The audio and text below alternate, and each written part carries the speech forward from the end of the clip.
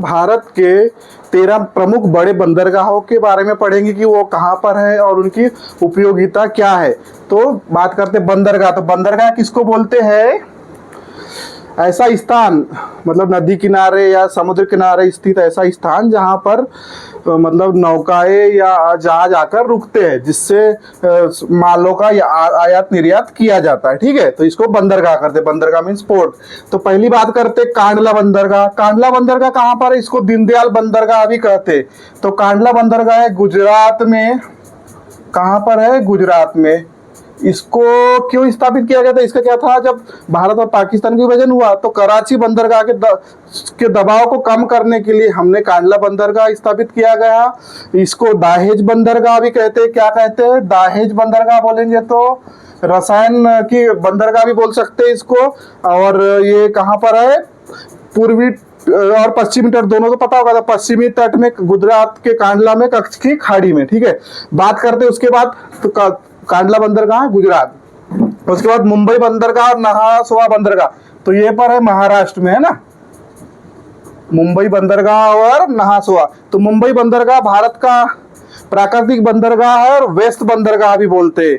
और एक नहासुआ बंदरगाह, इसको जवाहरलाल नेहरू बंदरगाह भी बोलते हैं ना, जवाहरलाल नेहरू बंदरगाह। मारमा गोवा बात करें तो ये गोवा में है बंदरगाह, है ना भैया, गोवा।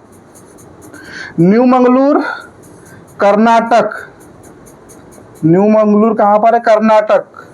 तो ये बंदरगाह कहाँ पर है? जो कर्नाटक में बंदरगाह, यहाँ से जो लोहा है इसके ईरान को निर्यात किया जाता है। कोच्चि बोले तो कोच्चि बंदरगाह के, तो कोच्चि बंदरगाह केरल।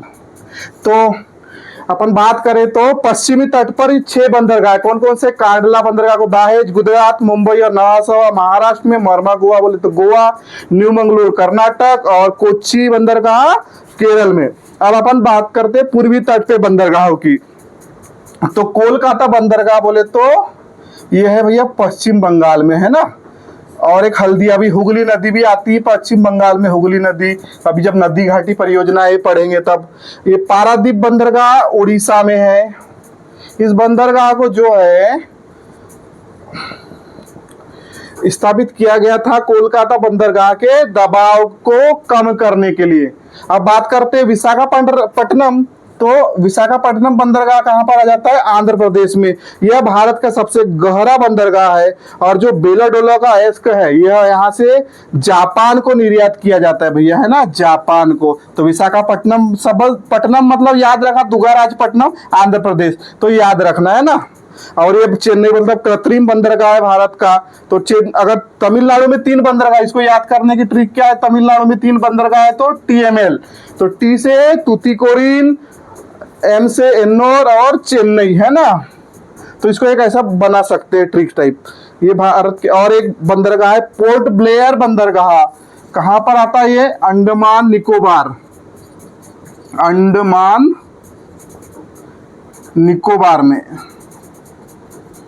इसको 2011 में स्थापित किया गया।